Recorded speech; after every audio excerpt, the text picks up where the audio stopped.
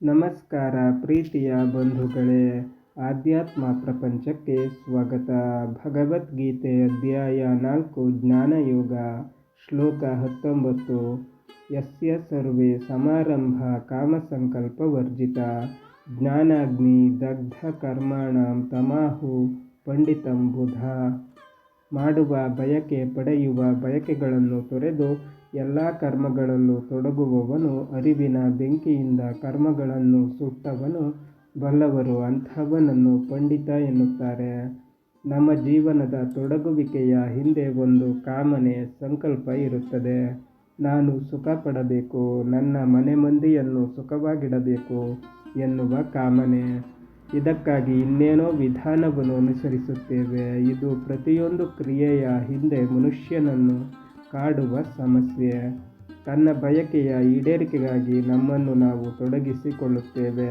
ಯಾರಿಗೆ ತನ್ನ ತೊಡಗುವಿಕೆಯಲ್ಲಿ ಬಯಕೆಗಳ ಸ್ಪರ್ಶ ಇಲ್ಲವೋ ಅವನು ಪಂಡಿತ. ಒಬ್ಬ ಪಂಡಿತನ ಪಾಂಡಿತ್ಯವನ್ನು ಅವನ ನುಡಿಯಲ್ಲಿ ಅಲ್ಲ, ನಡೆಯಲ್ಲಿ ಕಾಣಬೇಕು. ನಿನ್ನ ಜೀವನದಲ್ಲಿ ಹೀಗೆ ಆಗಬೇಕು, ಹೀಗೆ ಮಾಡಬೇಕು, ಅದರಿಂದ ಇಂಥದ್ದು ನನಗೆ ಸಿಗಬೇಕು ಅನ್ನುವ ಬಯಕೆ, ಆಸೆಗಳನ್ನು ಬಿಟ್ಟು ನಿರಾಳವಾಗಿ ಕರ್ತವ್ಯ ಮಾಡು. ಭಗವಂತ ಏನು ಕೊಟ್ಟ ಅದನ್ನು ಪ್ರಸಾದವಾಗಿ ಸ್ವೀಕರಿಸು. ಏನು ಬಂತೋ ಅದರಲ್ಲಿ ತೃಪ್ತಿಪಡುವುದನ್ನು ಕಲಿ. ಇಲ್ಲವಲ್ಲ ಎಂದು ಸಂಕಟ ಪಡಬೇಡ. ಇದು ಕಾಮ ಸಂಕಲ್ಪ ವರ್ಜ್ಯ. ಏನೂ ಬೇಡ ಎಂದು ಬಯಸುವುದಲ್ಲ, ಇಂಥದ್ದೇ ಬೇಕು ಎಂದು ಬಯಸದೇ ಇರುವುದು ಕಾಮ ಸಂಕಲ್ಪ ವರ್ಜ್ಯ. ಏನು ಬಂತೋ ಬರಲಿ, ನೀನು ಪ್ರಯತ್ನಶೀಲನಾಗು. ಬಂದಿದ್ದರಲ್ಲಿ ಸಂತೋಷದಿಂದ ಬದುಕು. ಇಂತಹ ಅರಿವಿನಿಂದ ಮಾಡಿದ ಕರ್ಮ ಸ್ವಚ್ಛವಾಗಿರುತ್ತದೆ. ಇದು ಕರ್ಮದ ಕೊಳೆ, ಅರಿವಿನ ಬೆಂಕಿಯಿಂದ ಸ್ವಚ್ಛವಾಗುವಿಕೆ. ಇಂತಹ ನಡೆವುಳ್ಳವನು ಪಂಡಿತ ಎನಿಸುತ್ತಾನೆ. ಇಂಥವರನ್ನು ಜ್ಞಾನಿಗಳೆಂದು ಗುರುತಿಸುತ್ತಾರೆ. ಮನುಷ್ಯ ಏನನ್ನು ಹೇಳುತ್ತಾನೆ ಅದು ಮುಖ್ಯವಲ್ಲ, ಏನನ್ನು ರೂಢಿಸಿಕೊಳ್ಳುತ್ತಾನೆ ಅದು ಮುಖ್ಯ. ಮನಸ್ಸಿನ ತುಂಬ ಆಸೆಗಳನ್ನು ತುಂಬಿಕೊಂಡು ಯಾವುದ್ಯಾವುದೋ ಆಸೆಯ ಬೆನ್ನು ಹತ್ತಿ ಸೋಗು ಹಾಕಿಕೊಂಡು ಬದುಕುವವನು ಎಂದೂ ಎತ್ತರಕ್ಕೇರಲಾರ. ಶ್ಲೋಕ 20. ತ್ಯಕ್ತ್ವಾ ಕರ್ಮ ಫಲಾಸಂಗಂ ನಿತ್ಯತೃಪ್ತೋ ನಿರಾಶ್ರಯ ಕರ್ಮಣ್ಯಭಿ ಪ್ರವೃತ್ತೋಪಿ ನೈವ ಕಿಂಚಿತ್ ಕರೋತಿ ಸಹ. ಕರ್ಮಫಲದಲ್ಲಿ ನೇಹವನ್ನು ತೊರೆದು ತಾನು ಎಂದೂ ಇತರ ಬಯಕೆಯೂ ಇಲ್ಲದ, ಯಾರಿಗೂ ತಲೆಬಾಗದ ಭಗವಂತನ ಪಡಿಯಚ್ಚು ಎಂದು ತಿಳಿದವನು ಕರ್ಮದಲ್ಲಿ ತೊಡಗಿದ್ದರೂ ವಾಸ್ತವವಾಗಿ ಏನನ್ನೂ ಮಾಡುವುದಿಲ್ಲ.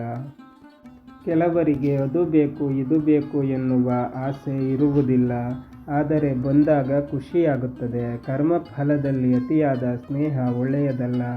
ಭಗವಂತ ಪ್ರೇರಣೆ ಮಾಡಿದ, ಬಂತು, ಅದನ್ನು ಸದ್ವಿನಿಯೋಗ ಮಾಡುವುದು ಹೇಗೆ ಎನ್ನುವುದನ್ನು ಯೋಚಿಸು. ಉಬ್ಬಬೇಡ, ಬರಬೇಕು ಎಂದು ನಿರೀಕ್ಷಿಸಬೇಡ. ನಿರೀಕ್ಷಿಸದೆ ಬಂದಾಗ ಹಾರಾಡಬೇಡ. ಫಲದ ಬಗ್ಗೆ ಅತಿಯಾದ ಮಮತೆ ಒಳ್ಳೆಯದಲ್ಲ. ಇದೊಂದೇ ಮನುಷ್ಯ ಹಾಯಾಗಿ ನೆಮ್ಮದಿಯಿಂದ ಬದುಕಲು ಇರುವ ವಿಧಾನ. ಇದು ಇಲ್ಲದಿದ್ದರೆ ಹತಾಶೆ, ಕಟ್ಟಿಟ್ಟ ಬುತ್ತಿ. ಮನುಷ್ಯ ಹೀಗಾಗಬೇಕು ಹಾಗಾಗಬೇಕು ಎಂದು ಕನಸುಗಳ ಸರಮಾಲೆಯನ್ನು ಕಟ್ಟುತ್ತಾ ಹೋಗುತ್ತಾನೆ. ಬಯಸಿದ್ದರಲ್ಲಿ ಎಲ್ಲವೂ ಕೈಗೂಡುವುದಿಲ್ಲ. ಆಗ ಹತಾಶೆ, ದುಗುಡ, ಉದ್ವೇಗ, ಅದರಿಂದ ಮಾನಸಿಕ ವ್ಯಾಕುಲತೆ. ಇನ್ನು ಅಕಾಲದಲ್ಲಿ ಸಂಪತ್ತು ಬಂದಾಗ ಹಾರಾಟ, ಅದರಿಂದ ಜೀವನ ನಾಶ. ಈ ಕಾರಣದಿಂದ ಬಂತು ಎಂದಾಗಲಿ, ಬರಲಿಲ್ಲ ಎಂದಾಗಲಿ, ಬರಬೇಕು ಎಂದಾಗಲಿ ತಲೆ ಕೆಡಿಸಿಕೊಳ್ಳಬೇಡ. ಸ್ವಚ್ಛವಾದ ಯೋಚನೆಯಿಂದ ಕರ್ತವ್ಯದಲ್ಲಿ ತೊಡಗು.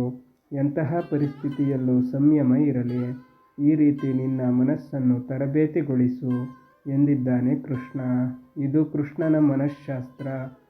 ಜೀವ ಭಗವಂತನ ಪ್ರತಿಬಿಂಬ, ಅದಕ್ಕೆ ಸ್ವಾತಂತ್ರ್ಯವಿಲ್ಲ.